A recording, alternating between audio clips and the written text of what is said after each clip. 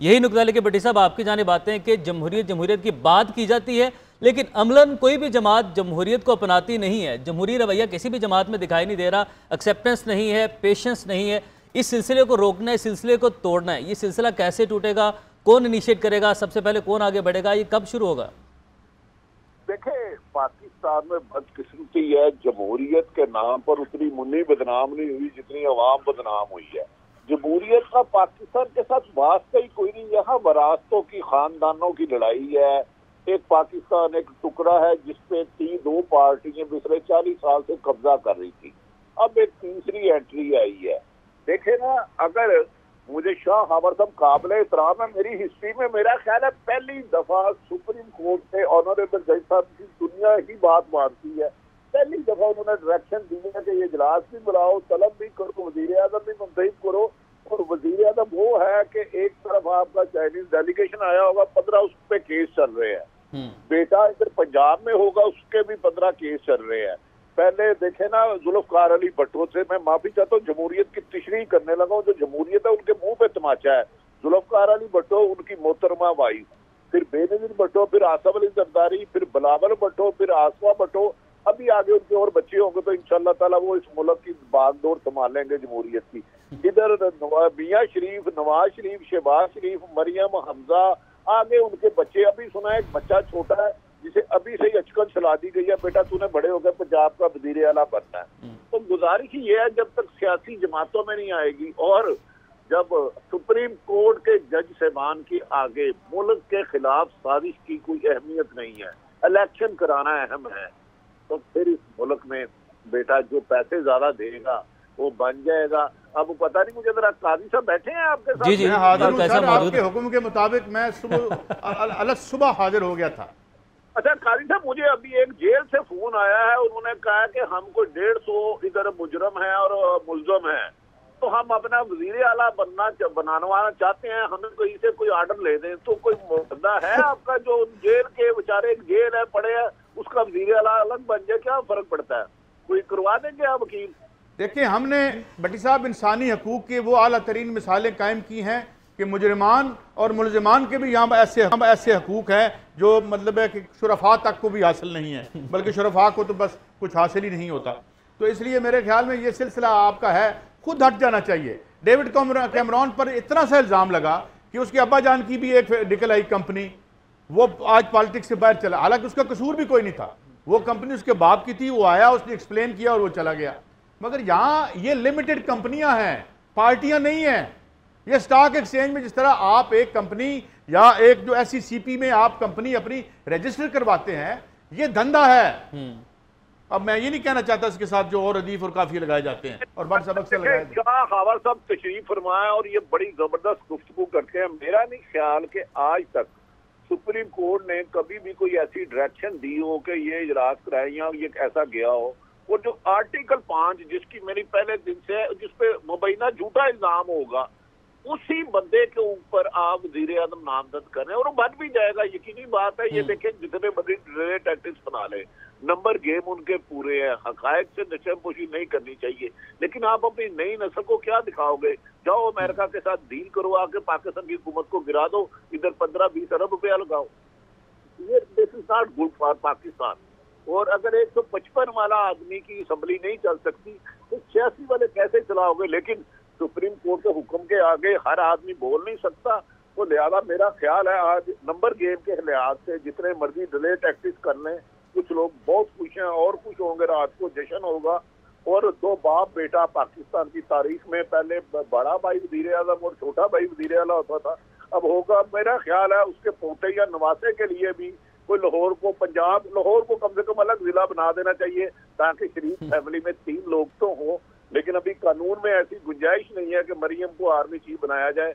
मुझे लगता है वरना आई में इन्होंने ये भी अमेंडमेंट करा लेनी थी। आसिफ अली जरदारी साहब का जो इस पर रोल है, और भट्ट साहब बार बार कह रहे हैं कि ये सारी जो शतरंज की चाल है वो जरदारी साहब की जानिब से चली जा रही है। अपनी अपनी जमहूरियत, वही पहला नुकता कि अपनी अपनी जमहूरियत हर जमात बचा रही है, जो हकीकी जमहूरियत है उसके लिए कोई भी काम नहीं कर रहा। प्लस बिलावल भुट्टो जरदारी साहब वजारत खारजा के लिए पक्के उम्मीदवार हैं, मजबूत उम्मीदवार हैं। देखिए, मेरी इतलात के मुताबिक 3 दिन से शहबाज शरीफ साहब اپنی نئی کابینہ اور افسروں کی تعیناتی بنا رہے ہیں. ان کے جو سابق ایک تھے فواد حسن فواد جو غالباً 1.5-2 سال گرفتار بھی رہے تھے. بالکل. ابھی ان میں لڑائی ہے اپوزیشن میں. آصف علی زرداری صاحب نے اپنی کابینہ کے لوگ بھیج دیے اور ساتھ میں ہمیں یہ منسٹری چاہیے. اسی طرح محترم مولانا فضل الرحمان صاحب نے, اسی طرح محترم MQM نے, اسی طرح باپ جماعت نے, اور صدر کے 2 امیدوار ہیں, JUI بھی ہے اور پاکستان پیپلز پارٹی بھی ہے. ابھی تک تو ان کا ایک نقطہ ہے کہ عمران خان کی حکومت کو ختم کیا جائے. پھر یہ یقیناً 1-2 مہینے تو چلیں گے, بادی النظر میں بعد میں اختلافات کا شکار ہوں گے.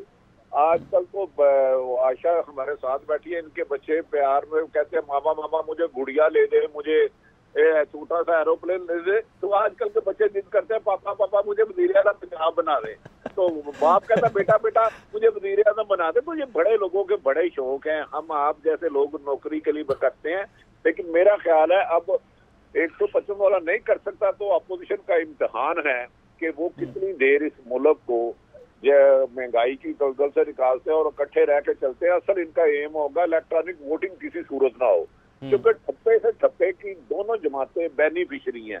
آپ اندازہ کریں, صرف 1 سیکنڈ لوں گا, 2008 کے الیکشن کو بھی دھاندلی زدہ کہا گیا, 13 کو بھی کہا گیا, 18 کو بھی کہا گیا.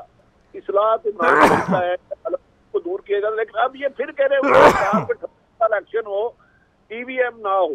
اب اندازہ کریں اس ملک میں ہمارے پالیٹیشین جنہوں نے ہماری قسمت بنانی ہے, چاہے وزیر اعظم محترم نواز شریف بنے یا عمران, وہ الیکشن اصلاحات نہیں چاہ رہے.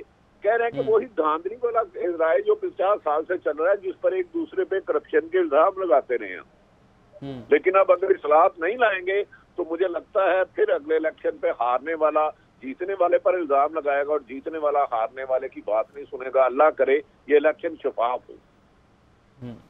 اچھا, بلاول بھٹو زرداری صاحب وزارت خارجہ کے لیے, اچھا یہ آپ یہ سمجھتی ہیں, اس بات سے ایگری کریں گے آپ کہ اگر وزارت خارجہ کے لیے جس طرح کہ بھٹو صاحب کی مثال دی کہ یہیں سے ایک سٹارٹ ملے گا, پش ملے گا, بٹ بلاول کا پروفائل اب بڑا ہو چکا ہے اور اب بلاول جو ہے نیکسٹ الیکشن میں پرائم منسٹر کے کینڈیڈیٹ ہیں, تو اس سے پہلے اس پروفائل پہ وہ جائیں گے.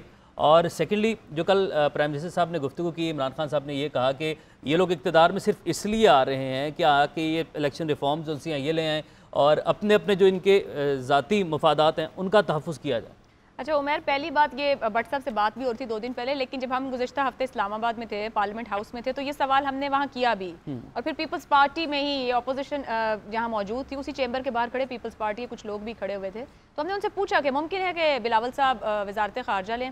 اب جونیئر سینئر سیاست میں آئی ڈونٹ بلیو آپ کو لرننگ کا موقع مل رہا ہے تو آپ سیکھنے کی طرف جائیں, تو بلاول صاحب نے ابھی آن گراؤنڈ پالیٹکس اس طرح سے نہیں کی ہے, تو ان کو جس موقع پہ جس جگہ پہ بھی سیکھنے کا موقع ملے ان کو وہاں جانا چاہیے, اور کیا اپنے نانا کو فالو کرنا ہے وہ بہتر سمجھتے. لیکن وہاں کھڑے جو پیپلز پارٹی کے لوگ تھے, اب میں پیپلز پارٹی کی لیڈرشپ کی بات کر رہی ہوں, انہوں نے وہی بات کی جو آپ سوال کریں, ان کا بلاول کا لیول وزارت لینے کا نہیں ہے, وہ تو ہمارے پرائم منسٹر کے کینڈیڈیٹ ہیں. ناؤ لیٹس سی کہ زرداری صاحب بلاول صاحب کو کہاں رکھ کر کھلانا چاہیں گے, کیونکہ آپ کے علم میں فیصلے تو بھی پیپلز پارٹی میں زرداری صاحب کرتے ہیں, اور جب شروع میں بھی چیئرمین بنایا گیا تھا تو پیپلز پارٹی زرداری صاحب کے ہاتھ میں رہی, تمام فیصلے ان کے ہی رہے, ایون کہ بلاول صاحب بیٹھ کے اس کو انڈورس کرتے رہے, لیکن فیصلہ زرداری صاحب کا. دوسرا آپ نے بات کہا کہ یہ آ کیوں رہے ہیں, مجھے سمجھ نہیں آ رہی کہ پچھلے 1-1.5 ماہ سے اس کے اوپر بات کیوں نہیں ہو رہی کہ آخر اس حکومت کے 3.25 سال بعد یہ جا کیوں رہے ہیں, ان کے پیچھے وجہ کیا بنی.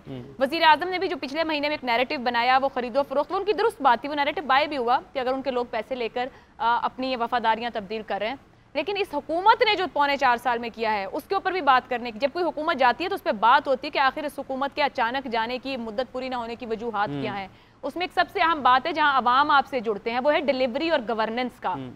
اس کے اگر آپ مجھے 2 منٹ دیں, اس کے 2-3 پہلو ہیں. اس کا انتظامی پہلو ہے خود بحیثیت جماعت PTI کے اندر معاملات کا, اس کا سیاسی پہلو ہے کہ کس طرح سے انتظامی معاملات پنجاب اور وفاق میں چلائے گئے, اور پھر عوام سے لے کر معاملہ سب سے بڑا معیشت کا ہے. پاکستان تحریک انصاف کے تنظیمی معاملات دیکھے جائیں تو آغاز سے ہی جب باہر سے بہت لوگ آئے تو وہاں مسائل شروع ہو گئے, ان کی تنظیم انفیکٹو ہو گئی.